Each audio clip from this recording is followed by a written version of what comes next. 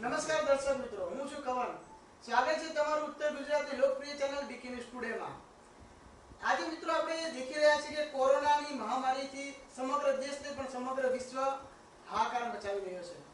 ત્યારે આજે આપણે એક નવા વિષય સાથે આપણે ડિબેટ કરીએ છીએ લાઈવ, જેની સાથે કોરોનાની જોડે હવે કઈ રીતે જીવવું તેના પર આપણે આપણી સાથે એક્સપર્ટ છે, એમની સાથે આપણે જાણીશું કે હવે કોરોનાની સાથે સાથે કઈ રીતે જીવવું, નવા ઇનોવેશન સાથે કઈ રીતે કોરોનાની સામે લડત આપવી. આપણી સાથે ઉપસ્થિત છે પ્રવીણભાઈ માળી, જે ભૂતપૂર્વ નગરપાલિકાના પ્રમુખ છે, પોતે ઇનોવેશનમાં પણ સારા એવા ઇનોવેશન કર્યા છે. કોરોનાની સામે ગ્રાઉન્ડ લેવલે એમને કામ કરેલું છે.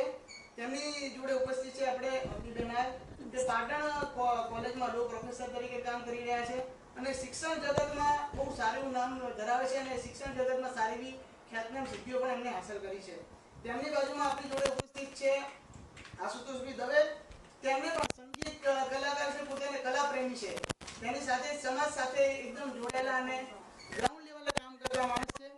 એમની બાજુમાં ઉપસ્થિત છે આપણી સાથે રાઠોડ સાહેબ, જે એફએમ માંથી આપણી સાથે અમે જોડાયા છે આજે, અને તે પણ આપણને મદદ કરશે કે કોરોનાની સામે લડવા માટે આપણે નવા શું ઇનોવેશન કરવા જોઈએ.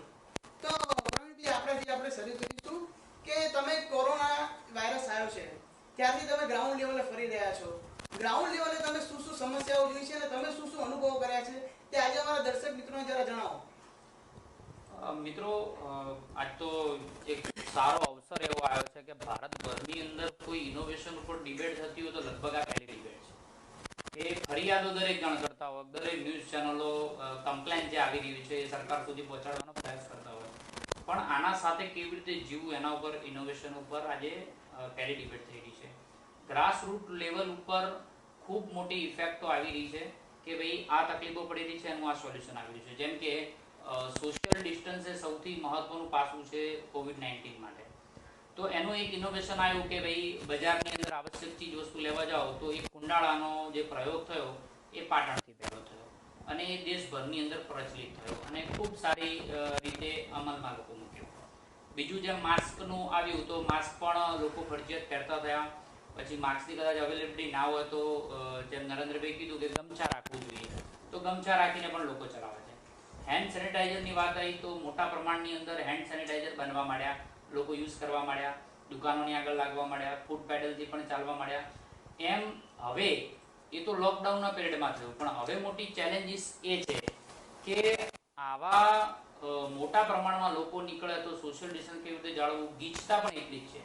તો અમે ગ્રાઉન્ડ લેવલ ઉપર તો અમે સર્વે કરીએ છીએ, સાથે જેમ કોઈને તકલીફ પડે તો એ એના અંદરથી ઇનોવેશન બહાર પાડે છે. આવનાર સમયની અંદર અમારું ફાઉન્ડેશન અને કદાચ આપના માધ્યમથી પણ એવું કરવા જઈ રહ્યા છીએ કે ગ્રાઉન્ડ લેવલ ઉપર જે માણસ એમ ઈચ્છતો હોય કે આવું થવું જોઈએ, મને આ તકલીફ પડી છે, દુકાનદાર એમ કે, મને રિક્ષાવાળો પણ એમ કે, ડ્રાઈવર પણ એમ કે, ટેક્સીવાળા પણ એમ કે, બસના લોકો પણ એમ કે, વહીવટીતંત્ર પણ એમ કે ભાઈ આવું થવું જોઈએ. અને જ્યારે આવશ્યકતા ઊભી થાય અને આવશ્યકતામાંથી નવું આવિષ્કાર બહાર આવે ત્યારે જ આપણે એને સાચા અર્થની અંદર કંઈ મૂકી શકીએ.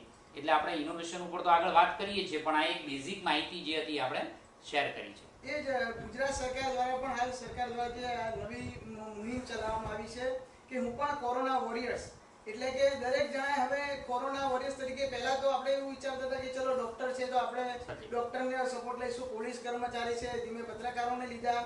પણ હવે સરકારનો કહેવાનું એવું થાય છે કે હવે દરેક જણાએ આ લડાઈમાં સામેલ થવું પડશે અને દરેક જણાએ આ કોરોના વોરિયર્સ તરીકે બહાર આવવું જોઈએ. એ મુજબ અમનીબેન, હું તમને સવાલ કરીશ કે લોકોએ શું આના માટે ધ્યાન રાખવું જોઈએ અને જે કોરોના વોરિયર્સ તરીકે જે સરકાર કહી રહી છે એના માટે લોકોએ શું પ્રયત્નો કરવા જોઈએ? કવનભાઈ, હું કહીશ કે આમ બેઝિકલી આપણે ભારતની જે પ્રજા છે, આપણી ઉપર અત્યાર સુધી જે પણ વિદેશી આક્રમણો થયા અને જે પણ અત્યાર સુધી આપણી પર કંઈ પણ થયું છે, ઘણી બધી એવી પરિસ્થિતિઓમાંથી આપણે બહાર આવ્યા છીએ કે પ્લેગ જેવી બીમારીઓનો પણ આપણે સામનો કરેલો છે, મરકી જેવી બીમારીઓનો પણ આપણે સામનો કરેલો છે અને એમાંથી પાછા આપણે ફરી ઊભા થયા છીએ. એટલે એક આપણી બેઝિકલી આપણા અંદર એક એવી તાકાત છે કે આપણે ફિનિક્સ પક્ષીની જેમ રાખમાંથી પાછા બેઠા થયા છીએ.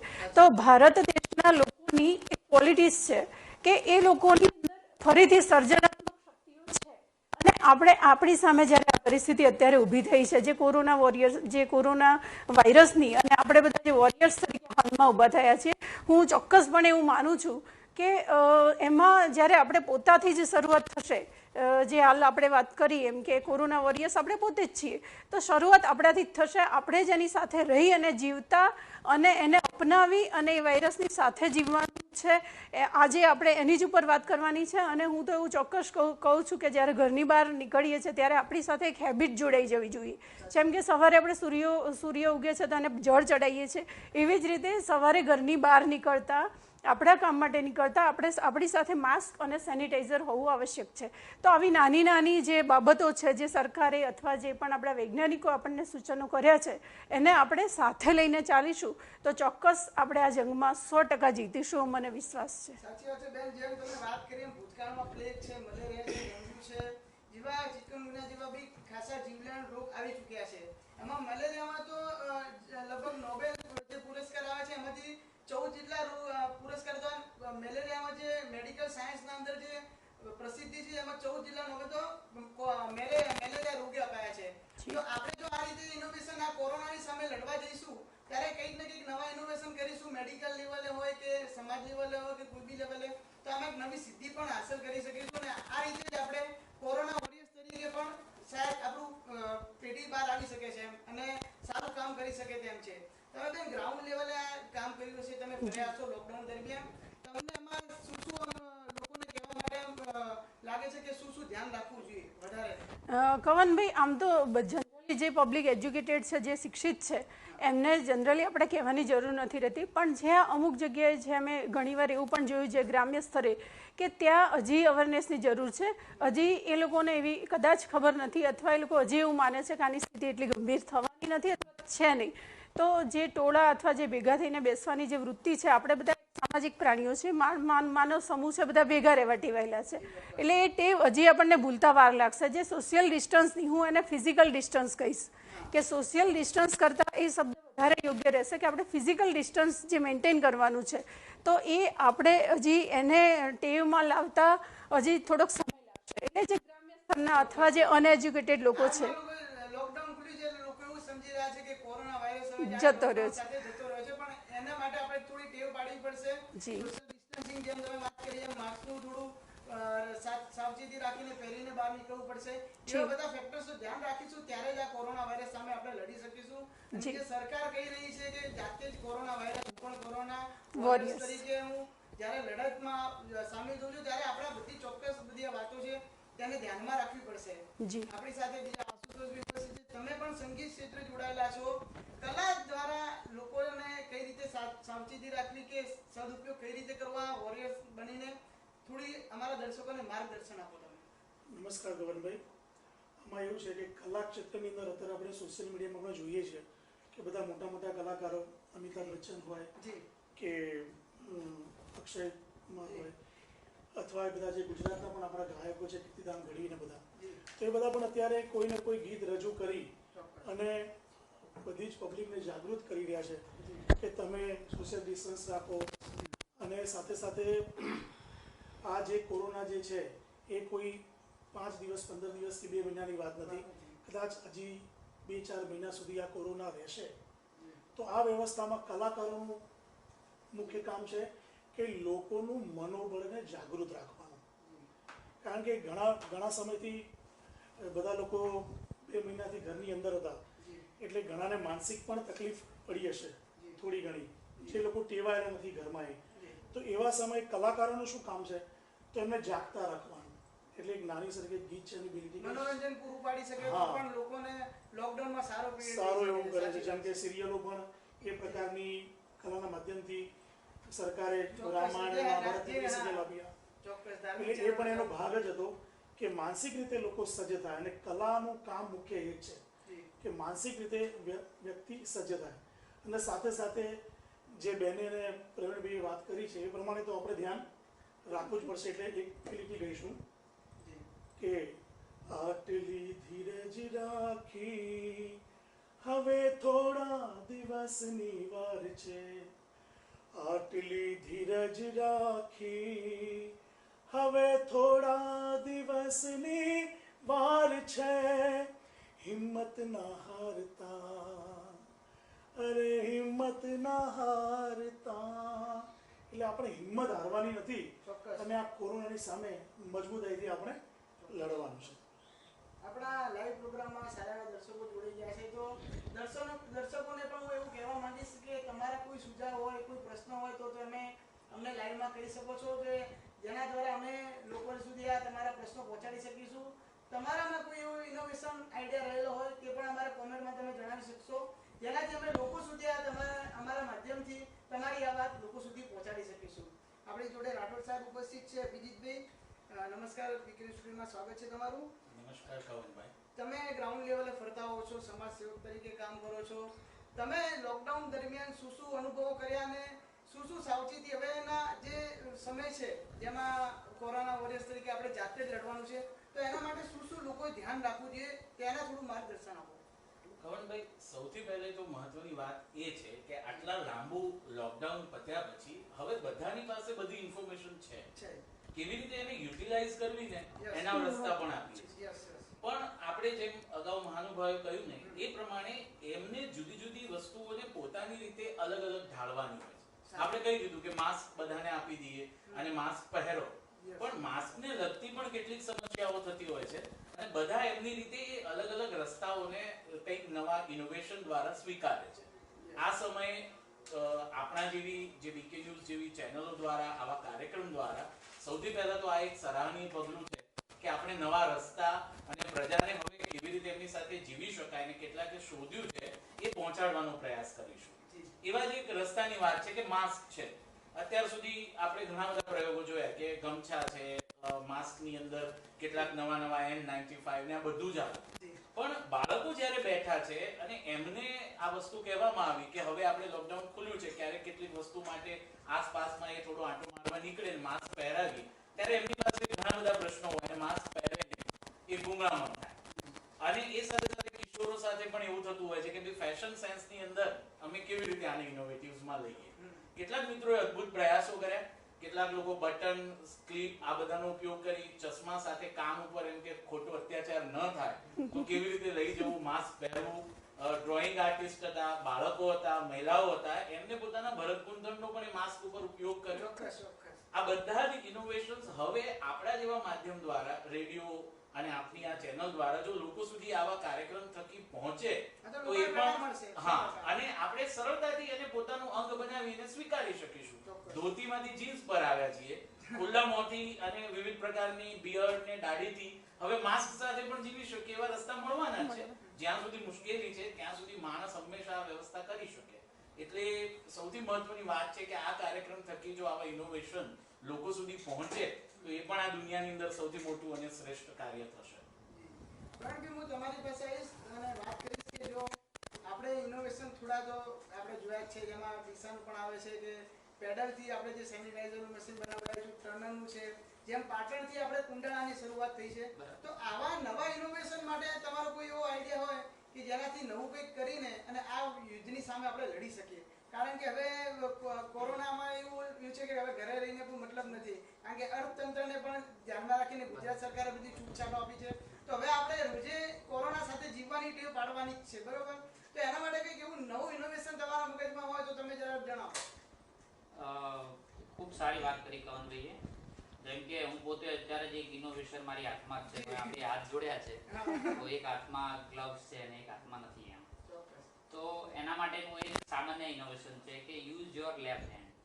જો એક હાથે આપણે ગ્લવ્સ પહેરી રાખેલું છે તો આનાથી કોઈ મોબાઈલ યુઝ નથી થવાનો, તો આપણે લેફ્ટ હેન્ડે પકડશું એને, બરાબર? એટલે આપણે બાકી જનરલી દરેક રાઇટી જે હોય દરેક આનો જમણા હાથનો ઉપયોગ કરતા હોય છે. તો આ જેટલું ઉપયોગ કરવા માંડશો એટલે ઓલ એક્ટિવિટી તમારી ડાબા હાથેથી કરો. માત્ર મોઢાને અડવાની જે પ્રક્રિયા છે, કોઈ આંખે અડવાની, નાકે અડવાની, એ માત્ર પ્રક્રિયા જ આપણે જમણા હાથે કરીએ.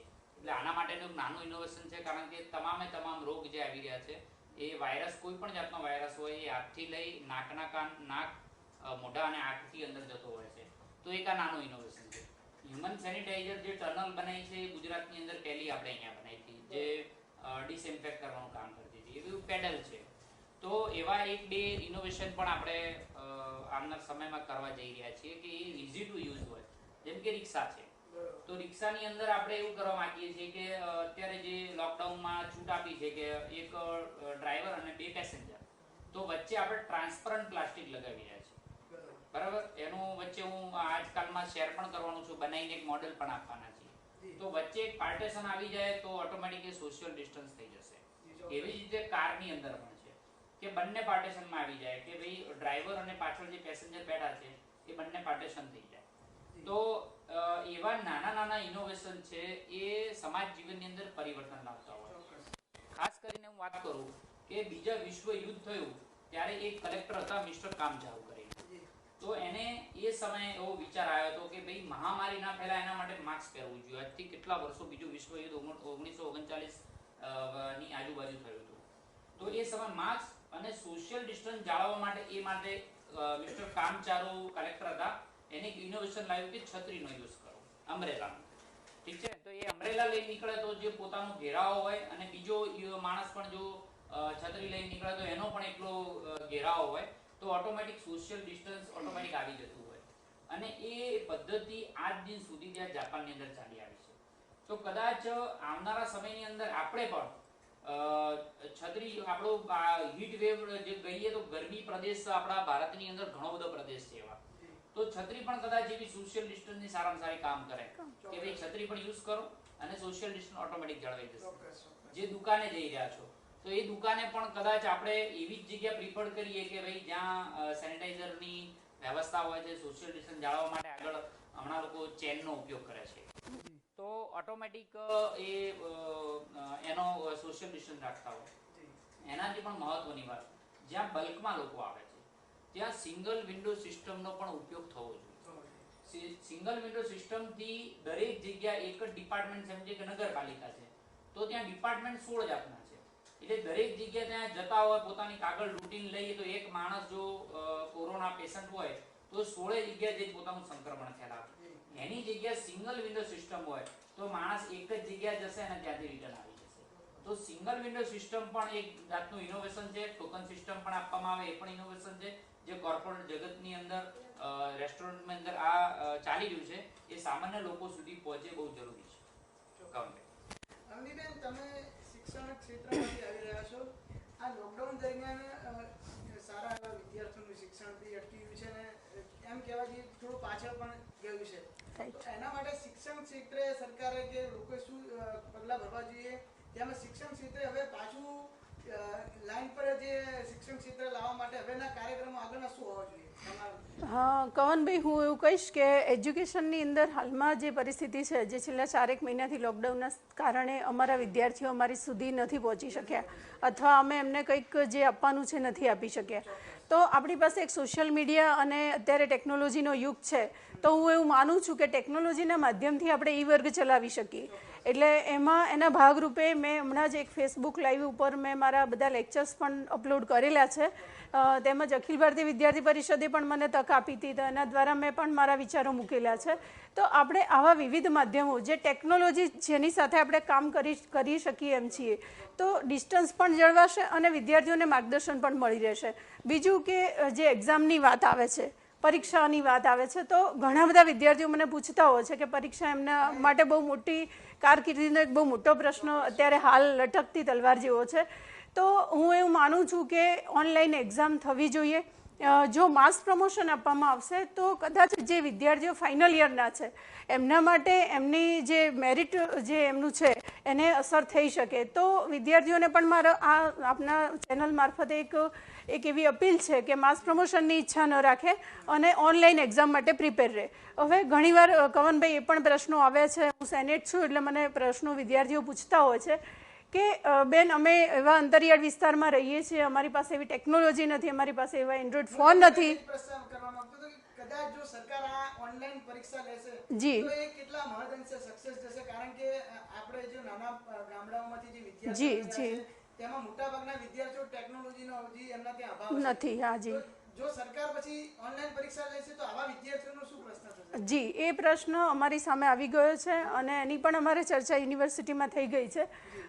કવનભાઈ, એના માટે એક સોલ્યુશન એવું છે કે અમે એ જે વિદ્યાર્થીઓ છે જે અમારી પાસે જેનું લિસ્ટ હોય, તો આપણે એવું એક રસ્તો થઈ શકે કે એ વિદ્યાર્થીઓને અમુક જે તાલુકા પ્લેસ છે અથવા એમને ક્યાંક એવી વ્યવસ્થા કોઈ સ્કૂલ છે અથવા કોઈ કોલેજ છે કે જ્યાંથી એ લોકો ઓનલાઈન એક્ઝામ આપી શકે છે, તો તે એવી વ્યવસ્થા એક ઓપ્શન તરીકે કરી શકાય. અથવા તો અત્યારે હું એવું માનું છું કે અત્યારે એક સામાન્યમાં સામાન્ય વિદ્યાર્થી હોય ને તો એની પાસે 5,000 રૂપિયાનો અત્યારે એન્ડ્રોઈડ ફોન મળે છે, અને બધા જ વિદ્યાર્થીઓ, આજનું યંગસ્ટર્સ, આજના બધા જ યુવાનો, હું માનું છું બધા ફેસબુક ઉપર પણ છે, ઇન્સ્ટા પર પણ છે, અને બધા જ આ બધી એપનો યુઝ કરતા જ હોય છે. એટલે એ કદાચ એટલો બધો બહુ મોટો મહત્ત્વનો પ્રશ્ન નથી. હા, જે આપે વાત કરી એમ કે આર્થિક પરિસ્થિતિ જેની સારી નથી અને જે એવા બિલકુલ અંતરિયાળ વિસ્તારમાં રહે છે, એવા વિદ્યાર્થી માટે અમે આ રીતે ઓપ્શન એક વિચારી રાખેલો છે. પણ ઓનલાઈન એક્ઝામથી આપણા જો આ કોરોનાને આપણે ફેલાતો રોકી શકીએ છીએ, તો પછી ત્યાં બોલાવીને યુનિવર્સિટીમાં એક્ઝામ લેવી એ હું માનું છું કે વધારે ખતરનાક હોઈ શકે અથવા વિદ્યાર્થીઓ માટે ભયજનક બની શકે. તો online is the best. Ashutoshbhai, હવે તમને એક સવાલ કરીશ કે હાલમાં આપણે જોઈ શકીએ છીએ કે બજાર ખુલ્યું છે સરકારે, ત્યારે લોકોનું જે અવર જવર વધી ગઈ છે, ટ્રાન્સપોર્ટેશનનું ચલણ વધી ગયું છે, હાલ કે લોકો લોકડાઉન ખુલવાની સાથે જ બજારમાં એક સાથે નીકળી પડે છે. તો આવા લોકો માટે તમે શું કહેવા માંગશો કે ટ્રાન્સપોર્ટેશન વખતે શું શું ધ્યાન રાખવું જોઈએ કે જેનાથી સંક્રમણ વધુ ના ફેલાય અને આ રોગને વધુ ના ફેલાઈ શકાય? સૌ પહેલાં તો આપણે પોતે જાગૃત થવું પડશે. ચોક્કસ. એટલે ઘરેથી આપણે માસ્ક નથી નીકળીએ. જેમ કે પ્રવીણભાઈએ કીધું એમ, હું પણ એક સેનિટાઈઝરની નાની બોટલ મારી પાસે કાયમી રાખું છું. બરોબર છે. એટલે આવી નાની નાની વસ્તુઓ આપણે જાતે તૈયારી રાખવી પડશે. બહાર જ્યારે કોઈ વસ્તુ લેવા જઈએ છીએ, ટ્રાન્સપોર્ટમાં ધારો કે જે ટ્રક્સ ને બધા આવે છે, તો બહારના સ્ટેટમાંથી બધી ટ્રક ને બધું આવવાનું, તો જે અહીંયા જે લોકો માલિક છે, તે બહારથી જે લોકો ડ્રાઈવર છે કે એની સાથે જે માણસો છે, તો એને સેનિટાઈઝ કરે, એ લોકોની યોગ્ય વ્યવસ્થા કરે. નહીંતર બહારથી સંક્રમણ લઈને આવશે તો અહીંયા પણ કોરોના ફેલાઈ શકે છે. એવી રીતે આપણે કોઈ વસ્તુ લેવા જ્યારે જઈ રહ્યા હોય ત્યારે કરિયાણાની દુકાનમાં આપણે કહીએ છીએ કે કુંડાળા કરવાના અને ઊભું રહેવાનું, પણ કોઈ ઊભું રહેતું જોવા મળતું નથી સ્વાભાવિક રીતે. એટલે આના માટે મને એવું લાગે છે કે આપણે પોતે જ બધા જવાબદાર છીએ અને આપણે પોતે જ વિચારવું પડશે અને આપણે જ આ કોરોના માટે લડવું પડશે. બીજું કોઈને આપણા માટે આવીને આપણા માટે કંઈ લડવાનું છે નહીં. અને નાની નાની વાતો ધ્યાન રાખવી પડશે. જેમ કે શાકભાજી છે તો આપણે લઈ જઈએ છીએ, તો આજે આપણે શાકભાજી ઘરે લાવ્યા તો આને ગરમ પાણીમાં રાખીએ, સોડા નાખીએ, મીઠું નાખીએ, પછી તડકામાં થોડી વાર રાખીએ મૂકીને આવતીકાલે એનો યુઝ કરીએ. તો આવી નાની નાની વાતો આપણે જો ધ્યાન રાખીશું તો આ કોરોના સામે આપણે લડી શકીશું. તમારા કહેવા મુજબ કે લોકો જ હવે જાગૃત બનવું પડશે જાતે જ, વ્યક્તિએ જાતે જ જાગૃત ચોક્કસ. અને બહાર નીકળતી વખતે બી મારું એવું માનવું છે કે જરૂરિયાત સિવાયની ચીજ વસ્તુ માટે જવું નહીં અને આવશ્યક ચીજ વસ્તુ હોય એટલી જ ખરીદવી. હાલ જે આપણે કોરોના આપણને ઘણું બધું શીખવાડી ગયો છે સાહેબ, કે પહેલા જે મોજ-શોખ બહુ વધારે કરતા હતા તે બધું એના વગર પણ હાલ જિંદગી જીવી શકાય અને સારી રીતે જીવી શકાય છે. તો મારું એવું માનવું છે પર્સનલી કે હવે આપણે જે જરૂરિયાત પૂરતી વસ્તુ હોય એનો જ ઉપયોગ કરવાનો. અને તો જો આપણે જરૂરિયાત પૂરતી સિવાય બહાર જવાનું ટાળીશું તો એનાથી બી કંટ્રોલ આવી શકશે. બીજું સાહેબ હું તમને કહેવા માંગીશ કે જે ઇમ્યુનિટી પાવર જે કહેવાય, લોકોની રોગ પ્રતિકારક શક્તિ, કારણ કે સૌથી વધારે આ ફેક્ટર છે કે જે આમાં બહુ ઇફેક્ટ કરે છે રોગને. તો ઇમ્યુનિટી પાવર વધારવા માટે લોકોએ શું કરવું જોઈએ? આમ તો ઇમ્યુનિટી પાવર એ ઇન્ડિયનની ખાસિયત છે. તમે આનો વર્લ્ડ ડેટા જુઓ તો લગભગ 48 લાખ કેસ અત્યાર સુધી COVID-19 ના રજીસ્ટર થયા છે. એ 48 લાખમાં 22 કે 23 લાખ સમથિંગ છે અમેરિકાના, 19 લાખ જેવા ડેટા યુરોપના દેશોના છે. બાકી બધું જ કુલ મળાઈને 2 લાખ જેવા કેસો એશિયાના છે. એટલે આપણે 1 લાખ સમથિંગ ઇન્ડિયાના છે. એટલે આના રેશિયાની અંદર આપણે ખૂબ બધા ઓછા, બાકી આપણે ગીચતા બહુ છે. એ પ્રમાણે તો આપણા કેસો કઈ નથી. તો એનું મૂળ કારણ છે આંકડા તો ઓછા જ છે, પણ આવી જે એ કંટ્રોલમાં લાવીને જો આપણે બેસ્ટ વર્લ્ડમાં બી એક સારી ઇમેજ ઊભી કરી શકીએ છીએ. થઈ જ છે ઊભી, થઈ જ છે. પણ વધુ આપણે જો આપણે આને નાબૂદ કરી નાખીએ તો એના માટે જો ઇમ્યુનિટી પાવર માટે જો આપણે કોઈ સજેશન બિલકુલ હું તો એમ કહીશ કે દેશી પદ્ધતિ ઉપચાર જે આપણી નથી, એક કદાચ એક કોલમ આવે છે દાદી માનું વૈદ્ય, બરાબર, એની અંદર લગભગ બધી દેશી વસ્તુ, કેવી રીતે ઉકાળો બનાવવો ને કેવી રીતે દેશી વસ્તુ ખાંસી જાય તો શું કરવું, એ જે વાત છે ને એ આજે આપણને સાચી સમજાય છે કે ખરેખર આપણા જે વડીલો જે આપણને આપી ગયા છે એ જો આપણે ચાલુ રાખીએ ને તો આજે પણ શરદી, ખાંસી, તાવ, આવી બધી વસ્તુઓ જે છે, ડિસઇન્ફેક્ટની જેટલી વસ્તુઓ છે એ આપણા વૈદિક કાળથી ચાલુ આવે છે. એને આપણે કદાચ એવું માનું છું કે કેટલી એવા લોકો છે કે જે આને માને છે, કામ કરે છે. અને તમે આમ રેશિયો કવનભાઈ જોવા જાઓ તો આ રેશિયો સૌથી વધારે સિટી, શહેરોમાં એટલે મેટ્રો સિટીની અંદરથી વધુ છે. બનાસકાંઠા પણ સંક્રમિત થયું છે તો સૌથી વધારે અમદાવાદ, સુરત, બરોડા, પછી મુંબઈ એવા જે લોકો આયા છે એમાં ખાસ આ સંક્રમિત થઈને આયા છે. અને જે ગામડાના લોકો છે એ એમની જે મજૂરી કરવાની સિસ્ટમ છે, એમનો ઇમ્યુનિટી પાવર એમને સ્ટ્રોંગ છે. એને જે આજના મોટા શહેરોમાં લોકો પણ આજે એને અપનાવવાનું સ્ટાર્ટ કર્યું છે. આજે પણ કોરોના આપણને શું શીખવાડી ગયું? ભર ઉનાળે ઉકાળો પીતા. ચોક્કસ. બરાબર કે નહીં? ઉનાળામાં ઉકાળો પીવાનું ટાળતા હોય છે. બરાબર કે નહીં? કોરોના શીખવાડી ગયું, સાચી વાત. આ લોકડાઉન ની અંદર પણ કેટલી એવી બીમારીઓ છે જે માણસે જાતે ઘરે જ એને રિપેર કરી છે, જાતે પોતાની બોડી રિપેર કર્યો. કે તાવ છે તો હું એક ગોળી લઈ લઉં છું, મને મટી જશે. ચોક્કસ. શરદી થઈ છે તો હું ઉકાળો પીશ કે આ કરીશ તો મટી જશે. આપણે જોઈ શકીએ છીએ પહેલા જે નાના રોગ હતા તે તો હવે બધા લોકોના મોઢે પણ આપણે સાંભળીએ છીએ કે હવે ગાયબ જ થઈ ગયા છે. સાયકોલોજી ઇફેક્ટ પણ એટલી જ કામ કરે છે. અને હું તો એવું માનું છું કે જો દરેક માણસ જો લો ઓફ એટ્રેક્શન ઉપર જાય, એટલે કે માણસ જે વિચારે થાય, જો એ વિચાર છે મને કોરોના થશે તો નહીં થતો હોય તો ક્યાંથી પણ આવશે જ એને, બરાબર? તો એવું પણ ખાસ ધ્યાન રાખજો, લો ઓફ એટ્રેક્શન ઉપર પણ ધ્યાન રાખવું જોઈએ કે માણસ એમ વિચારે હું સ્વસ્થ છું, હું સારો છું અને હું કોરોના સંક્રમિત નથી, નેગેટિવિટીની વાત જ ન કરીએ પણ હું સ્વસ્થ છું, એવી જો વાત કરે તો બ્રહ્માંડની અંદર પણ આ વાત ગુંજતી રહેશે અને એ સ્વસ્થ રહેશે. 100%.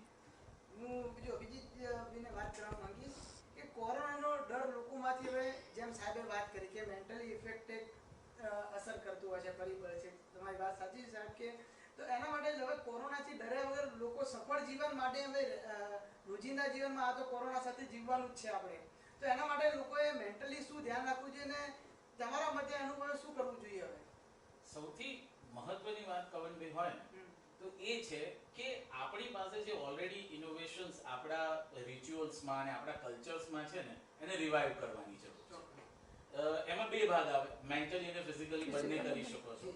આપણે પહેલી વાત કરીએ કે જો મેન્ટલી કરવું છે તો આપણા કલ્ચરમાં અને રિચ્યુઅલ્સમાં એક વસ્તુ દરેક રિલિજિયસમાં પણ કહી છે કે એક સિસ્ટમ હતી ફેમિલીની અંદર, એક માણસ બધાની જ વિચારધારાને સાંભળે. અત્યારે તો આમ પણ આપણી પાસે અભિયાન છે કે વોકલ થવાનું છે, બોલશો તો આગળ વાત ચાલશે. તો જ્યારે વોકલની વાત આવે છે ત્યારે હમણાં જ એક મિત્ર સાથે રેડિયો પર લાઈવ જ્યારે વાત ચાલી રહી હતી અને એ ફેમિલીનું આ ઇનોવેશન જાણવા મળ્યું, એટલે આ સોશિયલ ઇનોવેશન છે કે એમને એક નિયમ કરી દીધો કે ઘરમાંથી કોઈ પણ જગ્યાએથી બહાર જઈને કંઈ લાવવું છે, કંઈ પણ વ્યવસ્થા કરવી છે તો એક જ જણને નિમી દીધો. પહેલા એવું હતું કે બધા કરન્સી બધાને આપી દે કે તમને ગમે લઈ આવો, અને પછી આપણા મેન્ટલી થાક લાગે કે મને પૂછ્યા વગર આ લાવી દીધું, મને આ નતું ગમતું, મારા બાળકો પૂછતા નથી. અહીંયા એમને રૂલ્સ બનાવ્યો, દરેકે સાંજે અડધો કલાક જ્યારે પણ બધા જ કામમાંથી પરવારે એટલે કે મારે આ જોઈએ છે, આ જોઈએ છે, આ જોઈએ છે. એટલે માતા પિતાને જે વ્યક્તિને નિમ્યો હતો એને ખબર પડી કે અચ્છા આને તો મારા જેવું જ જોઈએ છે, તો આ તો હું બેસ્ટ કરી શકીશ. બીજું એવું થયું કે ભીડભાડ પણ આપણે કોઈને રોકી નથી શકતા કે તમે કેમ આવો છો, કયા ટાઈમમાં આવો છો, કારણ કે લોકશાહી છે, દરેકની જરૂરિયાતો જુદી છે. પણ આવી સિસ્ટમ જો ફેમિલી અપનાવવા લાગે તો દરેક એક ફેમિલીમાંથી એક જ વ્યક્તિ બહાર જાય છે, એટલે બહાર જે આપણને ડિસ્ટન્સ કરવાનું છે એ ઘટે છે અને ફિઝિકલ ડિસ્ટન્સ વધે છે, સોશિયલી ફેમિલી ડિસ્ટન્સ ઘટે છે અને એ લોકો એકબીજાની નજીક આવે છે. હવે વાત થઈ કે ફિઝિકલ કેવી રીતે તમે બહારથી મેન્ટલી સ્ટ્રેન્થ મેળવવી છે અને કોરોનાને અટકાવવું છે, તો એ પણ આપણા રિચ્યુઅલ્સમાં અને આપણી જૂની પદ્ધતિમાં છે કે પહેલા છે ને કોઈ પણ, હું નાનો હતો ત્યારે તો મને ખબર છે કે ગામડામાં દાદી એવું કહેતા મહેમાન આવવાના હોય ને એટલે બહાર જ એક ડોલ હોય, ટબ હોય અને છોકરાઓને કહી દેવામાં આવે કે તમારે ઊભું રહેવાનું.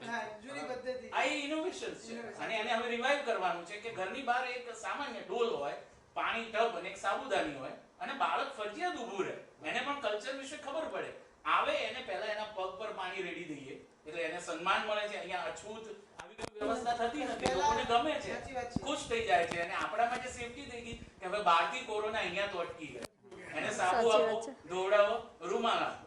અને મને આજે પણ યાદ છે કે દાદી પછી એ બધી જ વસ્તુઓને એવું કે હવે આપણે નહીં યુઝ કરવાની, એને મૂકી દેવાની. સેમ બીજો પાર્ટ હતો કે મહેમાન આવે ને એટલે નવા વાસણ પાડે, એ પણ એક સારી વાત છે, એમને નવું મળે છે ને આપણને એમનાથી થોડું ભિન્ન થવાનો મોકો મળે. તો આ બંને રીતે ફિઝિકલી ને મેન્ટલી આપણે સ્ટ્રેન્થ ડેવલપ કરીએ તો નો ડાઉટ પહેલા જીવતા હતા બહુ સારું જીવતા હતા તો હવે જીવી શકાય. ચોક્કસ ચોક્કસ. તમારા કહેવા મુજબ કે જે જૂની પદ્ધતિઓ હતી, જે ઘરડા લોકો આપણા જે હતા એ લોકો જે ઉપયોગમાં લેતા હતા તે હવે આપણે લેવાની વાત છે. પ્રવીણભાઈ, હું વાત કરીશ કે જો સરકારે લોકડાઉન ખોલ્યું સંપૂર્ણ ગુજરાતમાં, ત્યારે આપણે બનાસકાંઠા અને પાટણ જિલ્લાની જો વાત કરીએ તો એક બે દિવસમાં જ આમ કહીએ તો 11 કેસ જેવા સામે બહાર આવ્યા છે.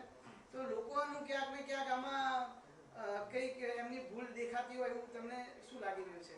અને એના માટે જો આ લોકો જો આ 2 દિવસમાં આટલા કેસ વધી શકતા હોય તો આમને ધ્યાન રાખવા માટે કંઈક એવું સજેશન આપો કોઈ લોકોને કે ભાઈ આ કોરોના લોકડાઉન ખુલ્યું છે તો પતી નથી ગયો, હજી આપણે ઘણી લાંબી લડત છે લડવાની છે. સરકાર પણ કહી રહી છે, પ્રધાનમંત્રી પણ કહી રહ્યા છે કે આ લાંબી લડત છે.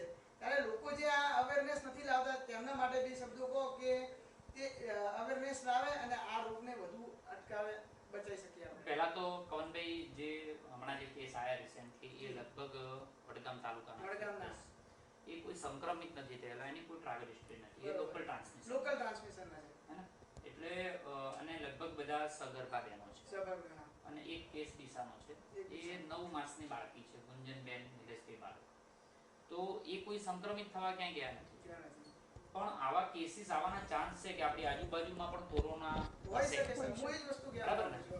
અને મારા નોલેજ છે ત્યાં સુધી હેલ્થ ડિપાર્ટમેન્ટ WHO પણ કીધેલું છે કે 80% લોકોને કોરોના થાય છે અને મટી જાય છે, જ્યારે આપણને ખ્યાલ હોતી નથી. આ તો સરકારની નીતિ છે કે ભાઈ રેન્ડમલી ટેસ્ટ કરે છે અને ખબર પડે છે. જો કદાચ આ ન કરે તો કદાચ 80% કેસની અંદર એ સાજા પણ થઈ ગયા હોય અને એમને ખબર પણ ના હોય મને સીધી વાત છે કે જેની ઇમ્યુનિટી પાવર વધારે હશે એ કદાચ થઈ બી ગયા હોય. બિલકુલ સાચી વાત. પણ એવા લોકો બીજાને જ્યારે ચેપ લાગે, સંક્રમણ કરે છે, તો આપણે ખાલી એટલું જ જોવાનું છે કે ભાઈ આપણે તો કોઈને આપતા નથી. હા એ જ ને, હે ને?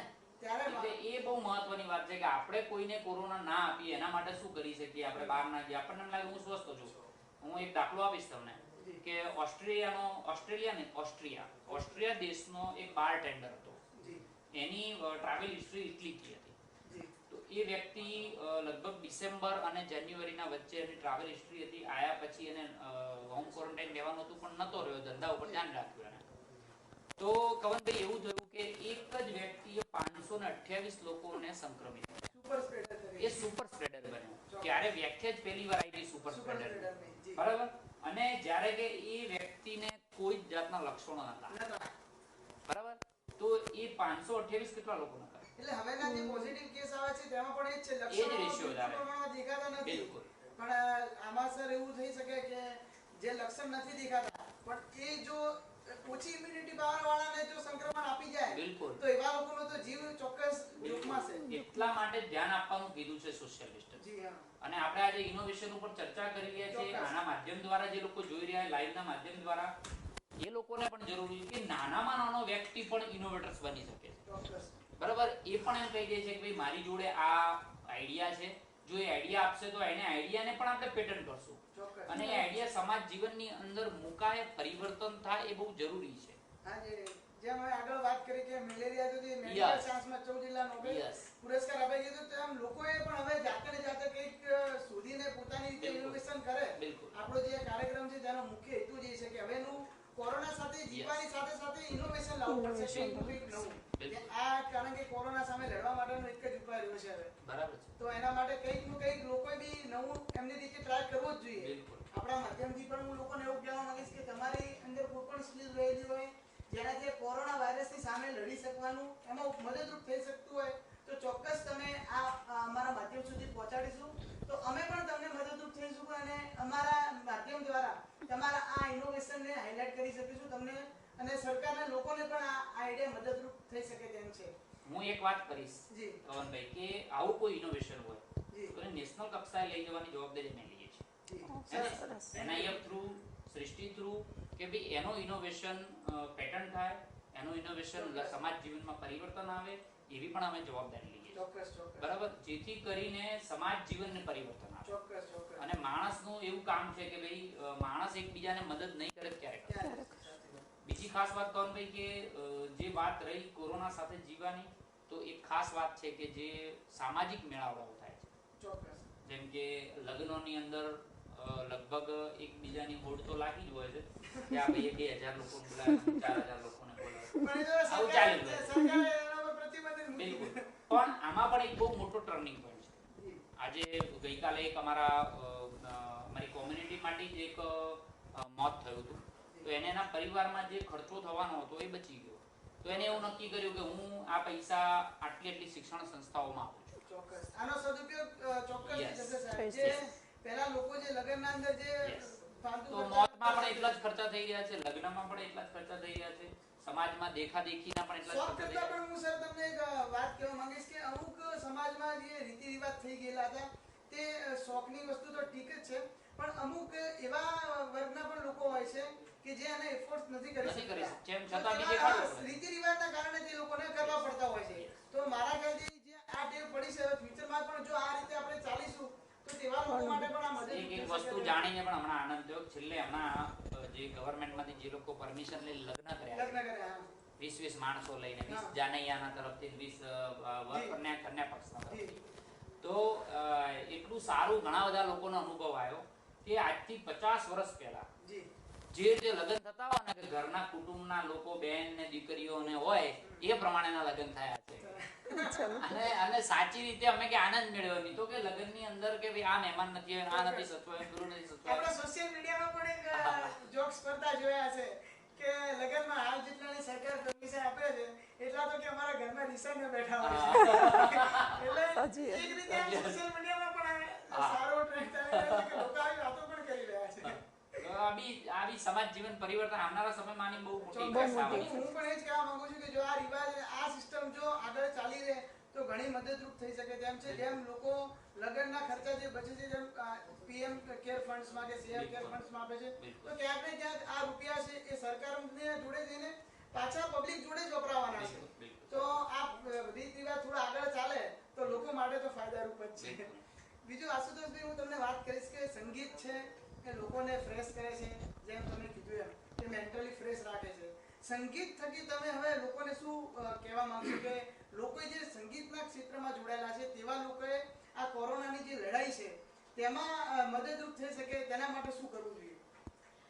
એટલે જે કલાકારો જે છે એ લોકોનું મુખ્ય કામ તો જે કલા છે એનો જે સંબંધ છે એ મન સાથે છે. ચોક્કસ. એટલે મન જો માણસનું સ્વસ્થ હોય તો એ બધું જ કાર્ય કરી શકે. પછી નવું ઇનોવેશન કરવાનું હોય કે કંઈ પણ કરવાનું લડવાનું, ચોક્કસ. તો લડવા માટે મનોબળ સજ્જ જોઈએ. અને મનોબળ સજ્જ કરવા માટેનું કામ એક કલા એનો એક ભાગ છે. ચોક્કસ. તો કલાકારો ઘણા બધા કલાકારો અત્યારે કરી રહ્યા છે. ચોક્કસ. ફેસબુકની અંદર જોઈએ આપણે, યુટ્યુબમાં ઘણા કલાકારો લાઈવ થઈ અને અલગ અલગ પ્રકારના ગીતો પોતાની રીતે રજૂ કરે છે અને લોકોનું મનોબળ વધારી રહ્યા છે કે ભાઈ તમે આ સમયમાં બિલકુલ સ્વસ્થ રહો અને કંઈક નવું કરતા રહો. સાથે સાથે કલા જગતની અંદર 3 એક વિભાગ છે પાછા.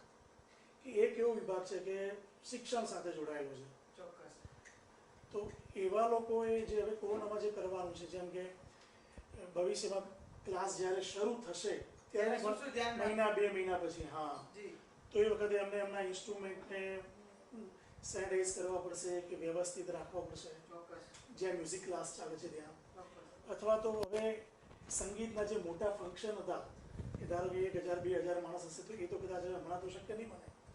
તો 50 માણસ 100 માણસ કે ગવર્મેન્ટ જેટલી કંઈ પરમિશન આપશે એ પ્રમાણે થશે. તો ત્યારે શું ધ્યાન રાખવાનું? તો સાંભળનાર વ્યક્તિએ પણ ધ્યાન રાખવું પડશે અને કલાકારોએ પોતે પણ ધ્યાન રાખવું પડશે. જેમ કે સ્વાભાવિક છે એક માઇક જ છે તો એક માઇકનો ઉપયોગ અલગ અલગ વ્યક્તિઓ કરે તો એનાથી પણ સંક્રમણ ફેલાઈ શકે. ચોક્કસ. તો એ રીતે સાઉન્ડ જે છે એ લોકો હોય, અમારા બધા કલાકારો હોય, અભિનેતાઓ હોય, સંગીતને જોડતા લોકો હોય, તો એ બધાએ આવી બધી નાની નાની વાતોમાં ધ્યાન રાખવું પડશે. એમના ઇન્સ્ટ્રુમેન્ટ કે પોતે જ્યારે ગાતા હોય ત્યારે ગાતી વખતે તો ખાસ અવાજનો હવા બહાર જતી હોય છે. ચોક્કસ. તો એવા સમયે પણ કેવી રીતે એનું નવું, તમે કીધું ને કે કંઈક હવે નવું આવશે, એ નવું લાવવું પડશે અથવા કંઈક એવો પડદો રાખવો પડશે વચ્ચે. આમ તો કમનભાઈ આમ તો એવું છે કે આ કલાના ક્ષેત્રથી છે એટલે કહું કે આપણે વોરિયર છે. આ વોર છે બરાબર. આ કોરોના સામે લડવાનું વોર છે.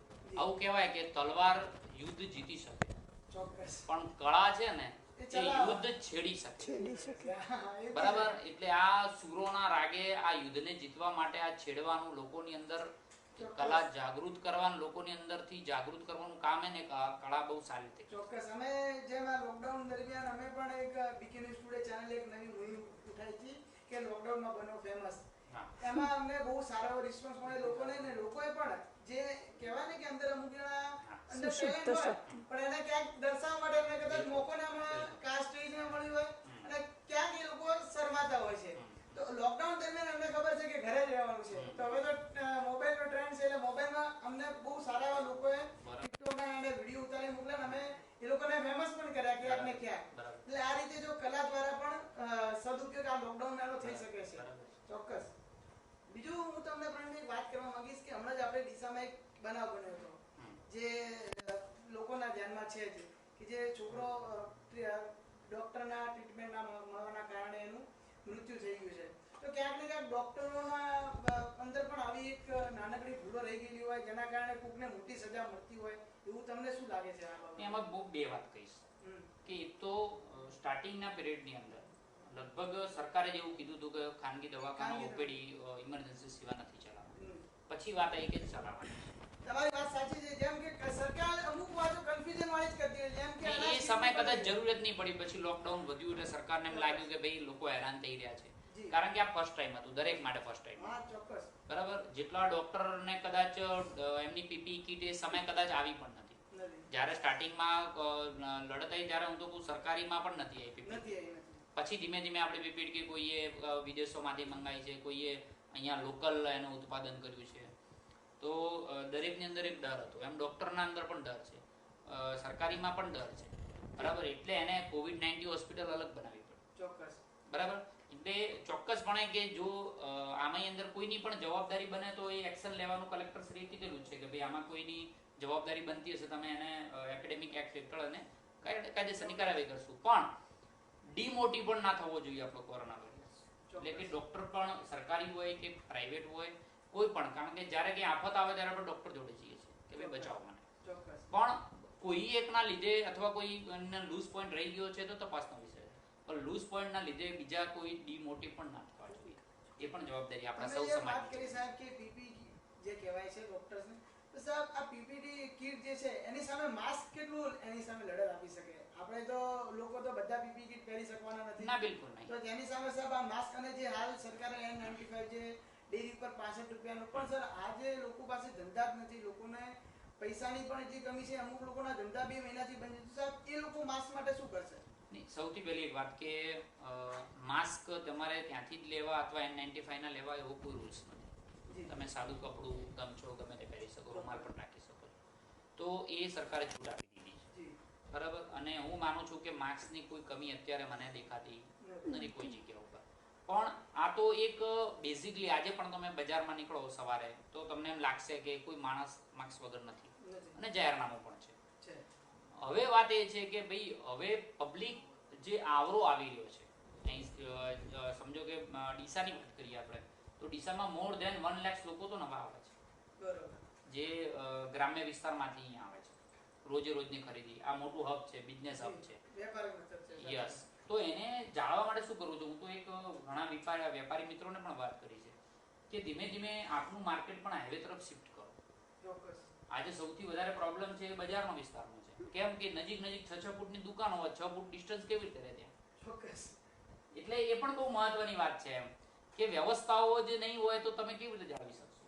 એટલે ધીમે ધીમે હોલસેલ માર્કેટ છે એને પણ શિફ્ટ થવું પડે. શાકભાજી માર્કેટ છે તો એ પણ પોતાનું વિચારે કે આવા દરમિયાન આપણે એને હાઈવે પર લઈ જાઓ. એટલે સ્વયંભૂ બદલાવ પણ જરૂરી. એટલું સરકારી તંત્ર કરે એ મને નથી લાગતું પોસિબલ છે. સૌનો સહકાર જોઈએ. જેમ સરકારે કીધું કે હવે દરેક જણાએ કોરોના વોરિયર્સ થવું પડે. હું પણ કોરોના વોરિયર્સ. ચોક્કસ.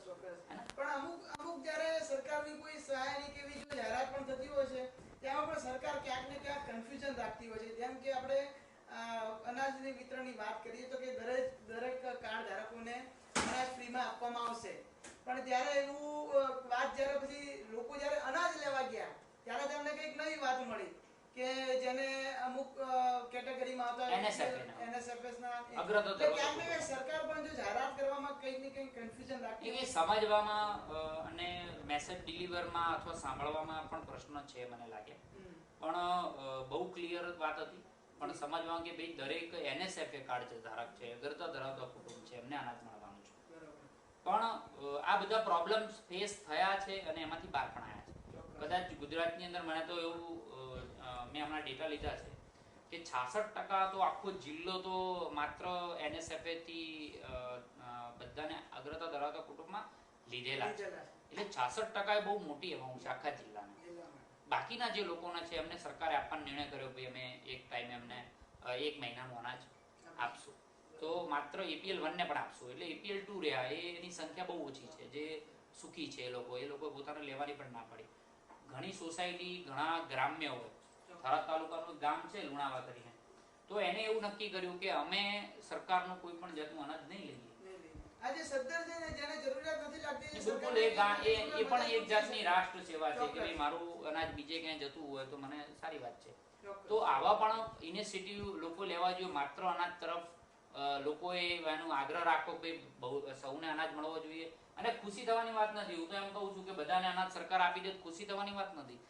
દિન પ્રતિદિન જો અગ્રતા ધરાવતા કુટુંબના લોકો BPL ની અંદર સંખ્યા ઓછી થાય તો આપણા માટે ખુશીની વાત છે. પણ BPL માં વધારો થાય તો એ આપણા માટે ખુશીની વાત છે. આત્મનિર્ભર બનવાની જે વાત છે કે લોકો જાતે એ ચોખ્ખી વાત છે કે લોકો જાતે જો પોતાના પગે નિર્ભર થશે તો સરકારને પણ એટલો. પણ કુલ મળીને વાત કરીશ કે અનાજની વાત હોય, લોકો એક ટાઈમ ભૂખા ના રહે, એના માટે NGO જે મુહિમ ચલાવી છે એ ખૂબ સારી ચલાવી. મને એવું લાગે રોજનું 30,000 લોકોનું જમવાનું કોઈ કીટના રૂપે અથવા જમવાના રૂપે પહોંચતું હતું. એ બહુ મોટી વાત છે.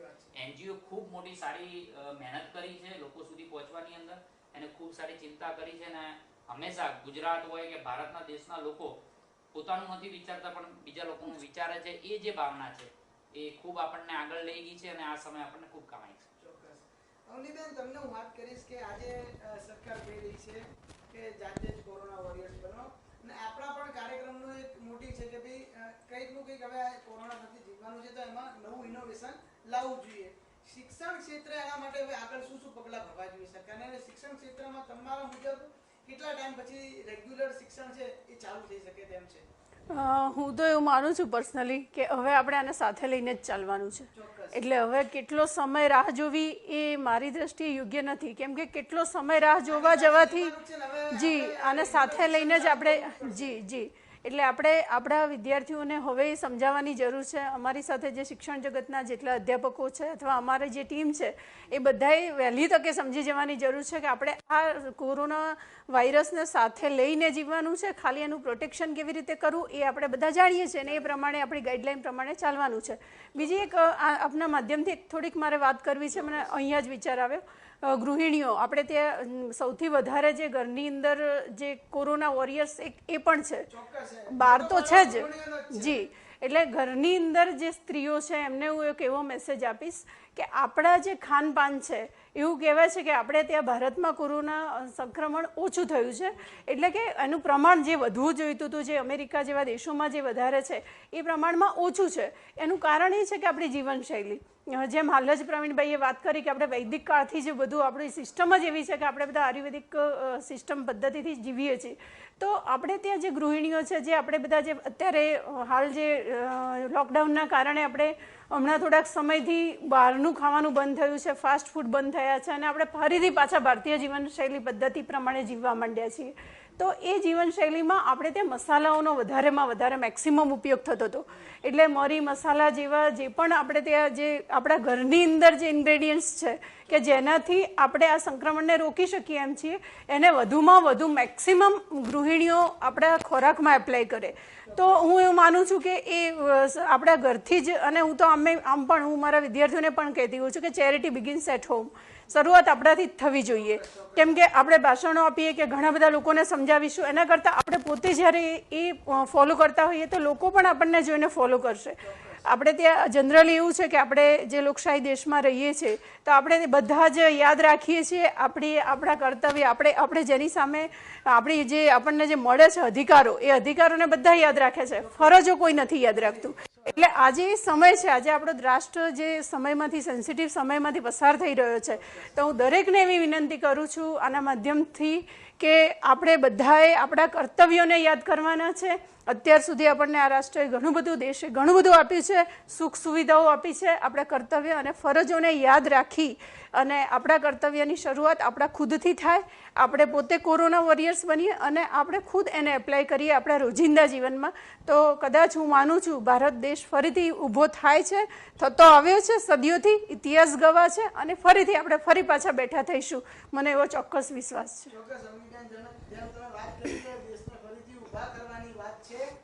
જેના માટે જે સરકાર કહી રહી છે કે આપણે પોતે જ હવે કોરોના વોરિયર્સ બનવાની વાત છે. ડોક્ટર કે પોલીસ કે જે આરોગ્ય કર્મચારી છે તેના પર નિર્ભર રહ્યા વગર હવે પોતાએ જ જાતે લડવાનો સમય આવી રહ્યો છે. અને જ્યારે પોતે આપણે સતર્ક રહીશું ત્યારે જ આ યુદ્ધ સામે આપણે લડી શકીશું. આવા જ કાર્યક્રમ સાથે આપણે ફરીથી મળીશું. આપણી આવી ડિબેટ લઈને પીકે ન્યૂઝ ટુડે આવતું રહેશે તમારી સમક્ષ. અને તમારા કોઈ પણ સવાલ કે કોઈ પણ પ્રશ્ન હોય તે અમારા સુધી, અમારા માધ્યમ સુધી તમે પહોંચાડી શકો છો, જેના થકી અમારાથી બનતા પ્રયાસો અમે કરીશું. અને આગળ પણ અમે આવી ડિબેટો લઈને આવીશું. અમારી જોડે જોડાવા માટે અનિલબેન, પ્રવીણભાઈ, આશુતોષભાઈ અને અભિજીતભાઈ, તમારો ખૂબ ખૂબ આભાર. તમે આ ઇનોવેશન કાર્યક્રમમાં અમારી સાથે જોડાયા અને લોકોને કંઈક ને કંઈક નવું આપ્યું, જેના માટે એ જીવનમાં તેમને ઉપયોગી થઈ શકે તેમ છે. તો તમામનો ફરીથી ખૂબ